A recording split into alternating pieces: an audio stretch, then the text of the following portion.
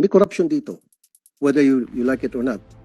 Do not tell us that we are corrupt. I'm not saying you are corrupt. What I'm saying here is, meron pong mga tao dyan sa loob ng inyong organization. I'm not saying you are corrupt. I'm saying there are people there that are not doing their job, or maybe they're involved in corruption. Because if they're not involved, common sense lang po ito, Secretary Galvez. 1 point something billion. You started with 1.9 billion, and now 7 billion. Sa kabila nitong kapalpakan na nangyari. Sir, Nabigyan pa kayo ng increase. Kumbaga, ang kakapal naman po ng mukha nyo dyan. Sorry ha.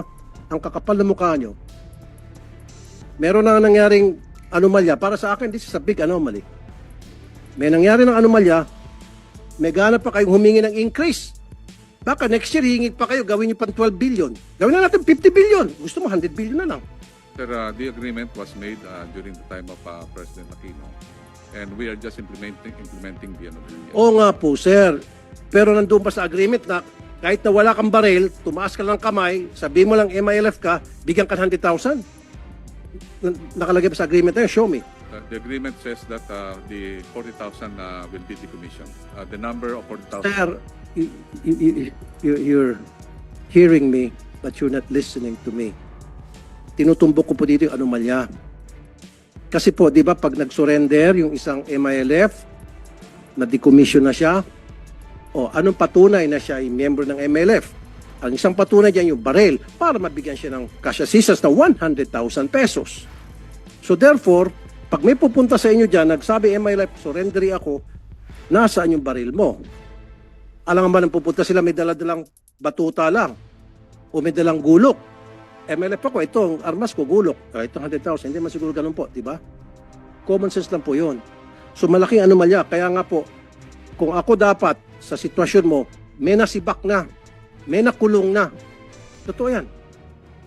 Kasi laki anomalya eh. 40,000 versus 4,000. 46,000 versus 132 versus 4,000.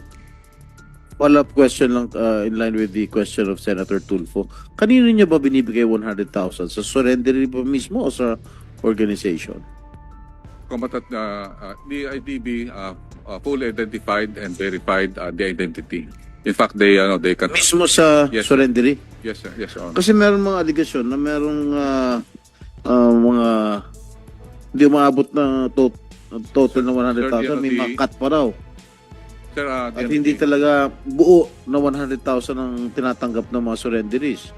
based on the decommissioning process, most of them will have the biometrics, Your Honor. Pinapipirma niya ba na Yes, sir. nakatanggap ng 100,000? They have the biometrics ID.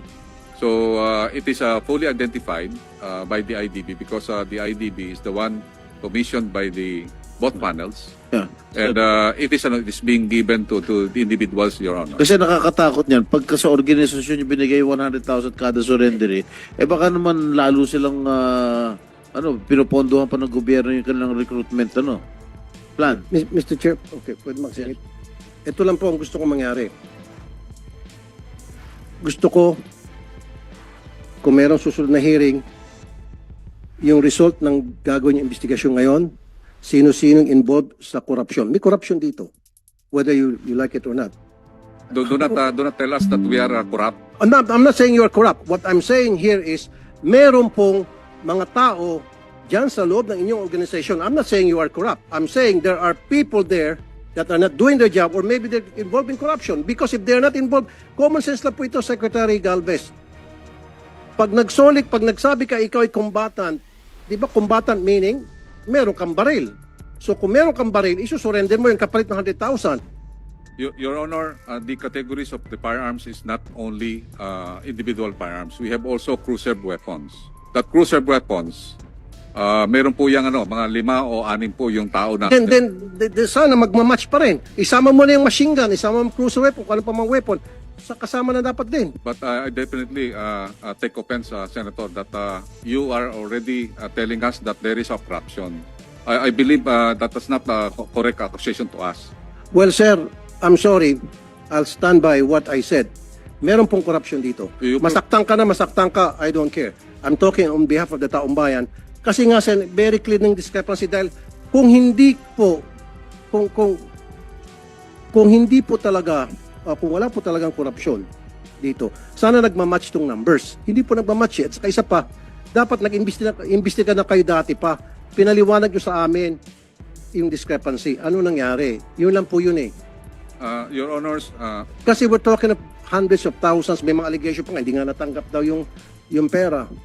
Your Honor, we are there. We are validating all Then prove to us na walang korupsyon. Then sabihin nyo sa amin bakit ganito kalaking discrepancy. Pag napaliwanag mo ng maayos, then babawiin kong sinabi ko rito. Your Honor, Mag-apologize pa ako sa'yo. Pero unless hindi mo ba ipaliwanag, then I'll stand by what I said, may corruption.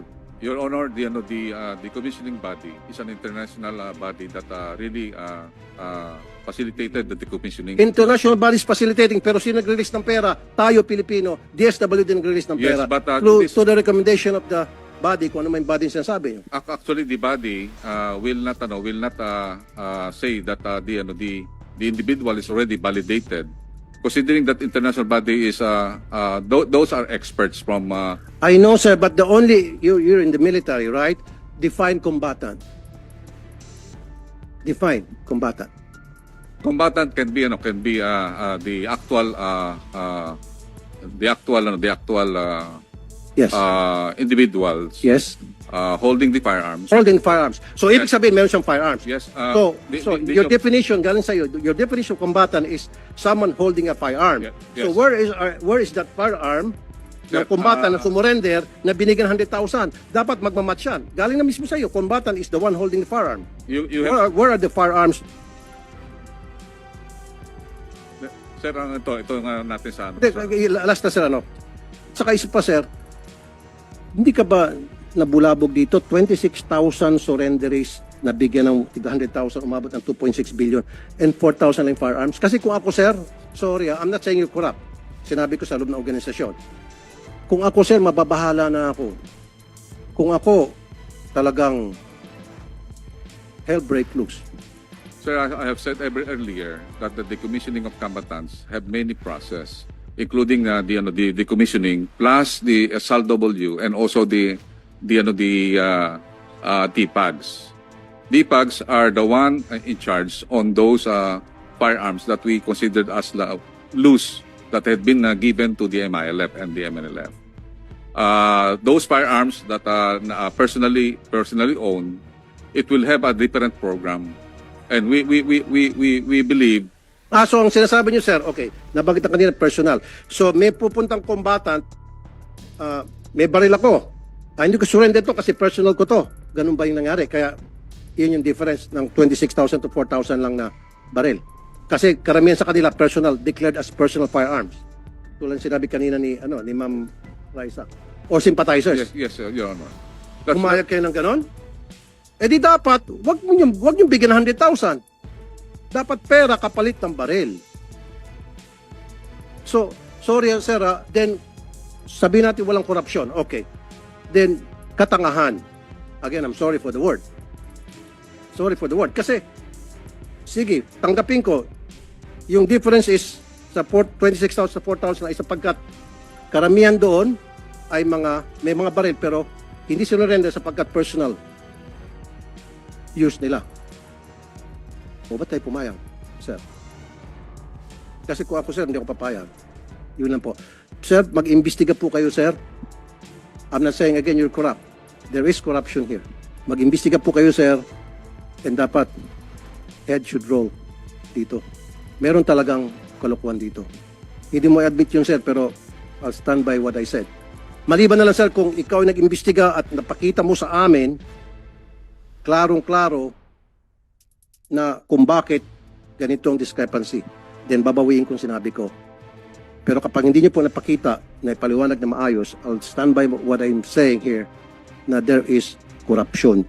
And sa susunod po na hearing, pababawasan ko po yung budget ninyo. Pataas ng pataas 1.9 billion, naging 7 billion. Heck. Tapos baka next year, magiging 10 billion na. Wag naman po. I don't